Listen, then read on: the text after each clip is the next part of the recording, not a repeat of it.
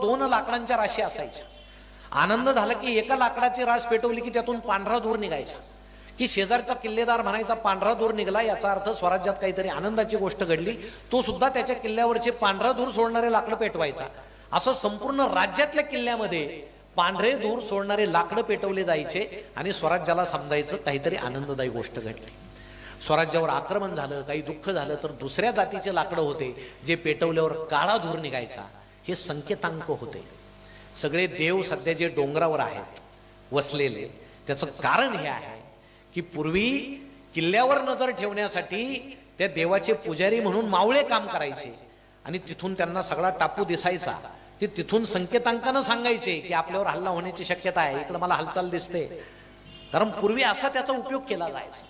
शाहिस्ते खानाचे बोटे कापल्यावर नाही का कात्रज मध्ये महाराजांनी शेवटी ते जनावर शिंगाला टेंबे बांधून पळाले. मुघलांना असं वाटलं की अरे मावळे तिकडे पळतायत, मुघल सैन्य तिकडे पळाला आणि महाराज इकडं सुरक्षितपणे आले. हे संकेतांक होते. मोबाईल नसताना सुद्धा काही बिघडत नव्हतं जुन्या लोकांचं, उलट स्थिरता होती. म्हणून मला वाटतं दशक्रिया सुद्धा यातूनच निर्माण झाले असावे की एखादा माणूस गेला की लगेच कळवायला मोबाईल नव्हते, टेलिफोन होते. बरं कळालं तरी यायचं कसं? सायकल असायची, घोडे असायचे, म्हणजे अंत्यविधी तोपर्यंत थांबवता येत नव्हता. म्हणून माणसांनी काय सोय केली, 10 दिवसांनी पुन्हा दशक्रिया करू, एक धार्मिक कार्यक्रम करू आणि आत्म्याला पुन्हा बोलू. त्यासाठी कावळ्याची आपण योजना केली. कारण कावळा हा सगळीकडे सापडतो. तिथं काय आपण बदक किंवा हंस ठेवला नाही, मग तर पिंड तसेच राहिले असते. माणसानं अभ्यास केला, सगळीकडे सहज उपलब्ध होणारा प्राणी कोण आहे? कावळा आहे. मग कावळा पिंडीला शिवेल, त्याला फक्त शास्त्राचा आधार दिला नाही. मग 10व्याला सगळे जमा व्हायला लागले, पुन्हा तो आत्मा येतो असं मानायला लागले. याचं कारण पूर्वी सुविधा नव्हत्या. आता तुम्ही एखाद्या घरातील ज्येष्ठ माणसानं साधा छातीवर हात ठेवा, अहो लगेच मेसेज सुरू होतात, लवकर निघा, लक्षण बरं नाही. आणि सगळे माणसं जमा होतात, नातलोक हा मध्ये पडलेला, आणि सगळे अपेक्षेने त्यांच्याकडे पाहतात की आता कशाला हेलपाटा देता आम्हाला परत, नाही काय. हे नवीन सुख सुविधा निघाल्याचं हा प्रकार आहे सगळा. म्हणून हे सगळं होताना सुद्धा आपण आपल्या भावना जपल्या पाहिजे. या विज्ञानाबरोबर वाहत जाऊ नये. आपल्या घरातील तरुणांना हे सांगा, तरुणींना हे सांगा. आता तुम्हाला सांगतो, आमचा तरुण म्हणजे त्या नेट मधल्या बाया पाहून पाहून, त्या सुंदर बाया पाहून त्याला आमची आई सुद्धा आता कुरूप वाटायला लागली. तो आईकडे पाहत नाही, अरे हिचं काही खरं नाही, किती सुंदर बाया आहे. या तरुणांना एक सांगण्याची गरज आहे की जगामध्ये सगळ्यात सुंदर कोण असेल तर ती आपली आई आहे. पहिलं वाक्य आपल्या तोंडून हेच आलं पाहिजे. नंतर सगळ्या जगातल्या स्त्रिया, जुना माणूस असो, तरुण असो, वृद्ध असो, त्याला जर विचारलं जगात सगळ्यात सुंदर कोण, त्याच्या तोंडून एकच शब्द बाहेर पडला पाहिजे, माझी आई. आणि ज्याच्या तोंडून हा शब्द बाहेर पडेल तो खरा संस्कारी. नाही तो उपयोग नाही आहे मीडियाच्या नादामध्ये. आता काय संस्कार झाले, आता आई बापच म्हणतात पोरं व्हायला गेले, सरांना सांगतात तुम्ही सांभाळा, बरोबर आहे का, मारणे साहेब. कारण आता संस्कार कोणी करायचे? शाळानं करायचे. आता इंग्रजी कोणी शिकवायचं? गुरुजींनी शिकवायचं, कुटुंबानं नाही.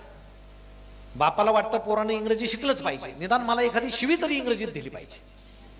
पण हा इंग्रजी शिकला पाहिजे याला बोलवायला शिका. एका सरांना एका मुलाच्या वडिलांना सांगितलं की माझ्या मुलाचे उच्चार जरा सुधरा. म्हणून सरांनी त्याला त्या दिवशी उभा केला आणि म्हटले म्हण बाबा इलेक्ट्रिसिटी. तो म्हटला इलेक्ट्रिसिटी. सर म्हटले टी नाही सी, इलेक्ट्रिसिटी. तो म्हणायचा इलेक्ट्रिसिटी. तासभर खेळ सुरू होता. तास संपला त्यावेळेस सर त्याच्या नादानं इलेक्ट्रिसिटी म्हणायला लागला. संध्याकाळी त्याचे वडील भेटले चौकात. म्हणे काय तुमचा मुलगा, तुम्ही सांगितलं इंग्रजी सुधरा, म्हणे काय झालं? अहो तो इलेक्ट्रिसिटीला इलेक्ट्रिसिटी म्हणतो. त्याचे वडील म्हटले जाऊ द्या सर, त्याच्या बुद्धीची कॅपॅसिटीच तेवढी आहे. सरांना तर इतका धक्का बसला जोरात. म्हणजे पोरग इलेक्ट्रिसिटीला इलेक्ट्रिसिटी म्हणतं, बाप कॅपॅसिटीला कॅपॅसिटी म्हणतो. यांच्या घरात टीटीची इंजेक्शन जास्त दिलेले असो. दुसऱ्या वेळेस सकाळी आजोबा भेटले, यांना तरी सांगून पाहू. म्हणे आजोबा काय भानगड आहे? म्हणे काय, अहो तुमचा नातू इलेक्ट्रिसिटीला इलेक्ट्रिसिटी म्हणतो, त्याचे वडील कॅपॅसिटीला कॅपॅसिटी म्हणतात.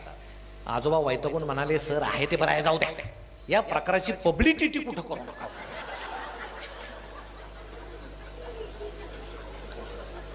आता असं अख्खं घर जर त्या सरांना भेटलं, त्यांचे उच्चार बिघडतील, त्यांचे सुधारायचे नाही. पण आम्हाला आता असं झालंय ना, पोरानं टाय बांधला, कोट घातला, काचेचा फळा आहे, डोक्यावर फॅन आहे, बेंच आहे, म्हणजे शिक्षण खूप चांगलं असं काही समजू नका. आता सलूनचे दुकानं सुद्धा खूप सुंदर आहे. सगळ्यात जास्त रक्तदान तिथंच होतं. पूर्वी पोत्यावर होत नव्हतं, तसं सकच असायचं. एकाच वस्त्राने अख्ख्या गावच्या दाड्या व्हायच्या. आता माणसं म्हणतात ब्लेड बदला, म्हणजे साधनं बिघडले नाही, बिघडली माणसं. वस्त्र बिघडलं नाही, वस्त्र तोच आहे. माणसं बिघडली म्हणून साधनं बदलावे लागतात. हा प्रकार आहे. पण आम्ही ते मानतच नाही. आम्ही सगळा दोष दुसऱ्यांवर देतो. म्हणून आमचा मुलगा किती शिकला, इंग्रजी शिकू द्या, पण आपली माय मराठी जी आहे, आमची मराठी भाषा किती सुंदर आहे, ती त्याला बोलता आलीच पाहिजे. आधी मराठी बोल. अहो, बाहेर खेळणाऱ्या पोराला जर विचारलं ना कोणी, बाबा आहेत का, तो म्हणतो नाही. आत गेलं तर बाबा असतात. ते म्हणे मुलगा म्हणतो नाही, तर काय म्हटले बाबा, त्याला बाबा समजत नाही, डॅड म्हणायचं. डॅड डॅड विचारत जायचं. मी म्हणजे डॅड हे त्याच्या डोक्यात पक्क बसलेलं आहे, बाबा नाही.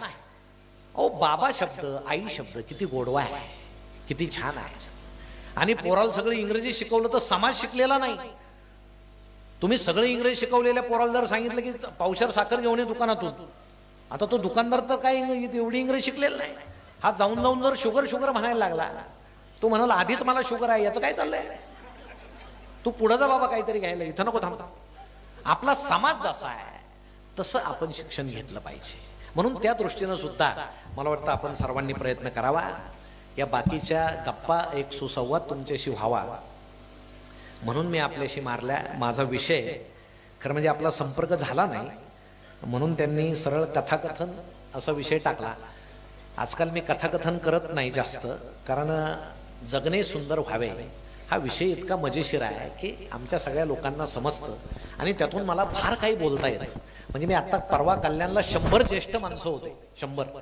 त्यांनी सांगितलं आमच्याशी बोला. म्हटलं तुम्ही आता अख्खं आयुष्य कोडून पेलेले, मी तुमच्याशी काय बोलायचं, आणि मी काही बोललो तर तुम्ही म्हणाल अरे हे तर आम्ही भोगलेलं आहे.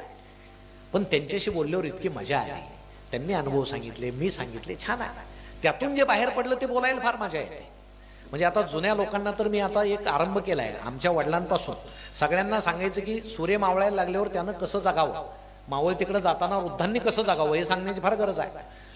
पण विषय आजचा तो नाही म्हणून मला कथेकडे वळावं लागेल. पण जाता जाता एक सांगतो की वृद्ध माणसांनी घरात सुद्धा, आपण पूर्वी घेतलेला टीव्ही मुलानं विकला आणि नवीन रंगीत टीव्ही आणला म्हणून वाईट वाटून घेऊ नका. तो तुम्हाला विचारणार नाही, कारण करते पण तुम्ही सोडून दिलं पाहिजे. तुम्हाला एक खात्री आहे, याच्या बायकोनं सांगितलं म्हणून यानं टीव्ही बदलला आहे, पण तसं म्हणू नका. त्याला असं म्हणा की मला आता कमी दिसतंय हे तुला बरं झालं समजलं, तू मोठ्या स्क्रीनचा टीव्ही आणला माझ्यासाठी, की त्याला मनात लाज वाटेल की अरे मी आणला बायकोसाठी, पण आता म्हातारं म्हणता येतं बाबा तुझ्यासाठी आणला. सोप्या पद्धती आहेत. मी त्या लोकांशी या सगळं गमती बोललो. पारावर ज्यावेळेस 2 म्हातारे बसले होते, एक म्हटलं काय खरं नाही बाबा, म्हणे काय झालं, अहो माझी सून चहा देताना डोक्यावर पदरच घेत नाही, संस्कारच नाही हो. दुसरा म्हटलं ते तरी बरी आहे, माझी सून मला चहाच देत नाही. आता तुला पदराचं काय पडलंय बाबा, घे ना, घेत जा. हे असं सगळं आहे. पण आता तो विषय इथं नाही. आणि आमच्या सगळ्या सुनबाई सुद्धा म्हणतील आम्ही इतक्या चांगल्या असून सुद्धा हे काही सांगून गेले नाही का. कारण फमू नेहमी व्याख्या करत असतात सासू आणि सुनेची. सासू म्हणजे सारख्या सूचना आणि सून म्हणजे सूचना नको. त्यामुळं त्यांच्यामध्ये आणि सासू सुनेचं नातं किती छान असलं ना, ती सिरियल पाहून छान राहू शकत नाही. कारण त्यात सासू सून वाईटच दाखवतात. वाईट दाखवलं तरच 3000 भाग होतील. चांगल्या सासू सुना दाखवल्या तर 51 भागातच मालिका संपेल. कारण वाईट ते जास्त चालतं ना आपल्याकडे. म्हणून त्याचा परिणाम आपल्यावर होऊ देऊ नका. काहीतरी मजेशीर आहे तेवढं पहा, छान जगा. सून आपली लेक आहे असं समजा, सुनेनं सुद्धा सासू आपली आई आहे असं समजा. सासरे त्यांच्या पद्धतीनं राहतात. आता बिचाऱ्या पुरुषांचं फार अवघड आहे, काय सांगायचं. पेन्शन असली तर बरं आहे, 25 तारखेपासून त्याची फार सेवा होते. बाबाच्या हात दूध टाकू का, अजून डोकं दुखतंय का, पाय दुखतो का, 1 तारखेपर्यंत. 1ला एकदा पेन्शन काढून घेतली की म्हातारं बिगर दुधाचं संपलं. 25 दिवस दूधवाला आलाच नाही. म्हणजे आमच्या ओळखीचे एक बाबा तर सांगायचे, माझे पैसे घरचे काढून घेतात म्हणून मी पायमोज्यात पैसे लपवायचे. काही पैसे पायमोज्यात लपवायचे आणि बाकीचे देऊन टाकायचे. ते लक्षात आल्यावर सून आता मला रोज पायमोजे धुवायला मागते. नाही त्याचा वास येतोय, द्या वास येतोय, द्या. नाही पूर्वी अगदी ॲनेस्थेशिया दिल्यासारखा वास यायचा, त्यावेळेस काय गमती आहेत. असो, बोलण्यासारखं त्यावर फार आहे. त्यावर काही न बोलता एक कथा या ठिकाणी आपण घेऊ. आता इथं मागे कोणती कथा सांगितली होती माझ्या लक्षात नाही, कारण आता इतके कार्यक्रम होतात, कुठं काय सांगितलं माझ्या लक्षात नसतं. पण कुणी जुने श्रोते असतील तर माफ करा, ही कथा मी मागे सांगितली की नाही मला आठवत नाही. पण कथेचा विषय मोठा मजेशीर आहे, आपल्याशी निगडीत आहे. आणि मला वाटतं ही कथा आता आपलं पुणे विद्यापीठातच येतं ना सगळं. पुणे विद्यापीठामध्ये कुणी FY BA जर कुणी विद्यार्थिनी असेल तर ही कथा आता त्यांच्या अभ्यासक्रमामध्ये आहे.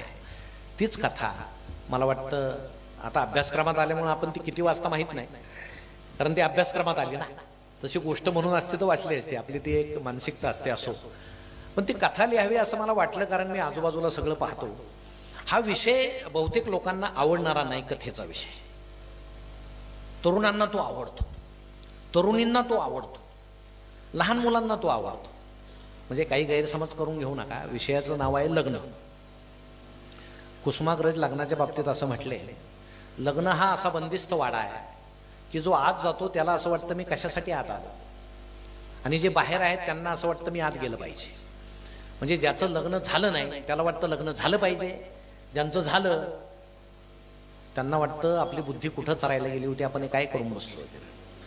कारण जगामध्ये लग्न झालेल्या सगळ्या लोकांना जर विचारलं ना लग्नाची व्याख्या काय, आणि त्या व्याख्या जर एकत्र केलं तर त्यातून एकच सारांश निघेल, लग्न म्हणजे माणसानं घोड्यावर बसून केलेला गाढवपणा असतो, असं पुरुषांचं मत आहे. स्त्रियांचं मला काही माहित नाही, कारण ते मी विचारत नाही, आणि आमच्या याला विचारण्यात काय अर्थ नाही. त्या दिवशी आमचं जेवणच बंद व्हायचं नाही. त्यामुळं तुमचं लग्नाविषयी काय मत आहे ते तुम्ही सांगत नाही, ते तुमच्या मनात असतं. पण मी लग्नामध्ये हे कथा मला का लिहावीशी वाटली, मला नेहमी अशी शंका येते की लग्न झाल्यानंतर पुरुषांची पंगतच आधी का बसते, स्त्रियांची नंतर का बसते. मी अनेक जुन्या लोकांना विचारलं, हे असं का हो बाबा, हे पूर्वीपासून आहे का. ते म्हटले ते स्त्रिया फार गप्पा मारत जेवतात. आपलं पुरुषाचं कसं बघ खाऊन घेतो नंतर रवंथ करतो, तसं त्यांचं नसतं म्हणे. असं त्या खूप गप्पा मारत जेवतात. तर एकानं सांगितलं की पूर्वी कसं आहे, स्त्रिया लग्नात जेवत नसायच्या, म्हणजे त्या ताट तांब्या घेऊन यायच्या, सार्वजनिक ठिकाणी जेवायचं नाही. आणि पुरुषांचं जेवण झालं की नंतर मग त्यामध्ये काय पदार्थ त्या ताटामध्ये घ्यायचे, तांब्यामध्ये आमटी सार असेल तो घ्यायचा, पदराखाली झाकायचा आणि घरी जाऊन जेवायचं. म्हणून त्यानं सांगितलं की असं स्त्रियांना जर आधीच वाढून दिलं तर पुरुषांना ते राहणार नाही, म्हणून पुरुषांची पंगत आधी बसते. ज्याचे त्याचे प्रकार आहे. एकानं सांगितलं पुरुषाचा जठराग्नी जास्त लवकर तापलेला असतो, म्हणजे पहा बरं का सोयीचं कसं आहे. आणि स्त्रियांना काही जठराग्नीच नसतो, नाही का, स्वयंपाक करू करू त्यांना जेव्हा असं वाटतच नाही. मग पूर्वी, आता आमच्या तरुण तरुणींना माहीत नसेल, जुन्या लोकांना माहीत असेल, पूर्वी ज्यावेळेस पंगत बसायची, एक आमटी सार कढीची कढई असायची, आणि त्याच्या शेजारी एक जुना माणूस पाण्याच्या बादल्या घेऊन उभा असायचा. आणि मग एक जण काय सांगायचं, बाबा मोठी पंगत बसली की तो लगेच 2 बादल्या पाणी त्यात टाकून द्यायचा. पण तरी त्याची चव काही कमी होत नसायची. हे इतकं सगळं छान होतं. आमची आजी सांगायची की मी आजीला विचारलं की पुऱ्या करायचे का, ती म्हणायची हो, पूर्वी तर आचारी नव्हते, मग एवढ्या पुऱ्या कसं करायचे. तर आजीनं सांगितलं, सगळ्या गावातल्या आम्ही बाया एकत्र बसायचो त्या कढईच्या भोवताली, आणि गुडघ्यावर उंडा ठेवायचा, आणि गुडघ्यावर थाप मारली की त्याची पुरी तयार व्हायची. त्याला गुडघापुरी म्हणायची. म्हणजे गुडघ्यावर पूर्वीच्या पुऱ्या व्हायच्या. पण मला वाटतं जेवताना याचं कुणाला वाईट वाटलं असावं असं नाही, कारण त्यामध्ये गोडवा होता, त्यामध्ये एक प्रेम होतं, समाधान होतं. आता सगळं भाड्यानं मिळतं, म्हणजे आचारी भाड्यानं आहे एवढं जाऊ द्या, तो प्रवेशद्वाराशी उभा असलेला गंध लावणारा सुद्धा भाडोत्री असतो. त्यात काय प्रेम असतं का, तो असं छिद्र पाडल्यासारखं जोरानं बोट दाबतो. तो कशाला प्रेमानं लावी. आता इतक्या लोकांच्या कपाळाला त्याला ते लावायचे. हा, एखादा म्हणायचा नीट लागलंच नाही, त्यापेक्षा आधी ठासून असं मारलं, चल बाबा मला माझे पैसे मिळाले, तुझ्या कपाळाचं काही होत. त्यामुळं लोकांना आता एकमेकाची गरजच राहिली नाही. काय माझ्या लग्नात कोणी नाही आलं तरी चालेल, आचार्य आहे, भाडोत्री आहे, सगळं सगळं भाड्यानं मिळतंय, असं सगळं आहे. म्हणून हा पूर्वीचा काळ आता गेला. पण अजूनही आपल्या लग्नामध्ये फारसा बदल झालेला नाही. आता पूर्वी अल्बम होते, म्हणजे फोटोचे अल्बम असायचे आमच्या. आता काही जुन्या लोकांचे असले तर त्यांना शाबासकी दिली पाहिजे. म्हणजे तो प्रसंग सुद्धा तुम्ही एवढा जपून ठेवला म्हणजे काय विचारायला नाही का. इतका दुःखदायक प्रसंग तुम्ही जवळ ठेवलेला आहे, पुन्हा पुन्हा ते पाहता, म्हणजे हे आश्चर्यच आहे नाही का. तर पूर्वी अल्बमचा उपयोग कसा व्हायचा, कोणी पाहुणा आला की चहा होस तर त्याला अल्बम द्यायचं, मग त्यानं ते पाहायचं, ते आपलं आंबट चेहऱ्यानं पाहायचं, त्याला काही इंटरेस्ट नसायचं पण ते असं दाखवायचं, अरे वा वा हो हो हो. मग कधी कधी नवरा इकडे नवरी इकडे असे बसायचे त्याला सांगायला, असं त्यानं पान उलटलं का, हे इथं इथं आम्ही इथे इथं गेलो होतो, हा इथं हळद लावली तो फोटो, लग्न लागलं तो फोटो, बाशिंग मानलं तो फोटो, लग्नानंतर आम्ही फिरायला गेलो तो फोटो, आपण नाही का त्या पॉईंटवर गेलो होतो, मग तो सांगतो नाही काय आपण नाही का महाबळेश्वरला गेलो होतो त्या पॉईंटवर, ती म्हणते कुठला हो तो नाही का, आता हा सांगतो बरं का तो पॉईंट नाही का, तू घोड्यावर बसली आणि घोडं खाली बसलं, तो आता पाहुणा असल्यामुळे हिला काही बोलता येत नाही, म्हणजे असं बोलले तरी पाहुण्याबरोबरच बाहेर पडा, थांबू नका तिथं, थोडं निवांत वातावरण झाल्यावर परत या, अशी त्या अल्बमची मजा असायची. आता अल्बम गेले, आता काय ते व्हिडिओ शूटिंग आलेलं आहे, म्हणजे इतकं छान आहे ना ते, सगळं कुटुंब पाहायला बसतं, तो नवरा तिकडून असा बगड्यासारखा उडत येतो, असा पंख वगैरे असं चोच वगैरे असं छान, त्याच्यासारखा चेहरा असतो त्याचा असा, आणि नवरी तिकडून अशी चिमणी सारखी, आणि मग ते अशी आभाळात भेटली का हो काय विचारायलाच नको. आता हे म्हणजे बदलत्या काळानुसार हे दाखवणं चुकीचं नाही, पण त्यात एक सुधारणा केली पाहिजे. नवरीचा बाप सुद्धा असा जटायू सारखा दाखवला पाहिजे, पंख कापलेला चोच वाचलेले, हप्ते फेडायचे नाही का, हे असं सगळं. मग आता ते अल्बम गेले, व्हिडिओ आले, हळूहळू बदल होत गेला. पण तुम्हाला सांगतो, लग्नाच्या बातम्या पेपरमध्ये येतात. आता आमचे काही पत्रकार मित्र इथं आहेत, आपण पेपरमध्ये काय छापतो, जे जरा वेगळं घडतं ते. आता 2 महिने काही अडचण नाही त्यांना, बातम्यांना नाही काय. आता तुम्ही किती चांगलं काम करा ते तुम्हाला 2 महिन्यानंतर जागा आहे. आता सध्या कारण राजकारण हा माणसाच्या आमच्या कुटुंबामध्ये इतकं शिरलेलं आहे की राजकारण वजा केलं तर भारतीय समाज गलित गात्र होऊन जाईल, आणि ते आहे ते बरं आहे, ते बाहेर केलं जातं ते बरं आहे. राजकारण नसताना माणसांनी घरातच फूट पाडली असती, घरातच पक्षांतर केलं असतं, घरातच भिंती बांधल्या असत्या. त्यामुळे ते ही भावना बाहेर निचरा होतोय ते चांगलं आहे, त्यावर बोलायला नको. आता आचारसंहिता आहे.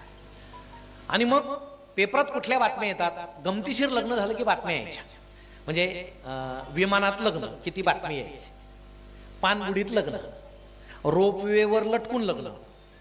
फार कल्पक माणसं आहेत बरं का आपल्याकडे, रोपवेवर लटकून लग्न. मागच्या महिन्यात एकानं रेल्वेच्या इंजिनावर लग्न केलं, वाफेचं इंजिन होतं जुनं, इंजिन सुरू, वाफ निघते, नवरा अलीकडं नवरी अलीकडं, लग्न. म्हणजे नंतर भांडणं होऊन तो धूर निघणारच असतो, यांनी आताच दाखवला असा.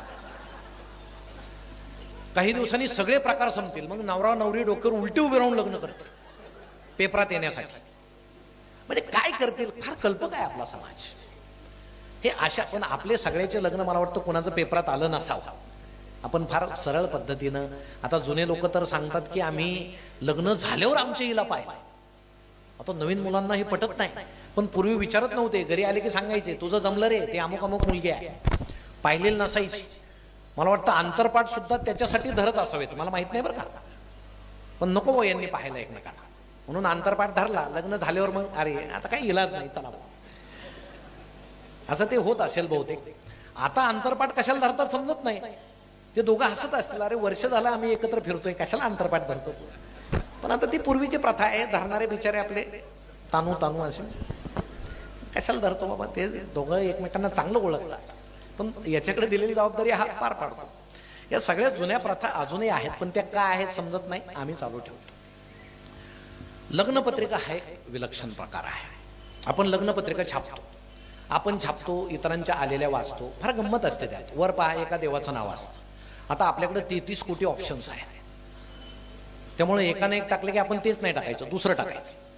खाली मुलाचं नाव चिरंजीव प्रभाकर, आणि आपल्याकडे एक पद्धत आहे, सगळ्या डिग्र्या टाकायच्या कंसात.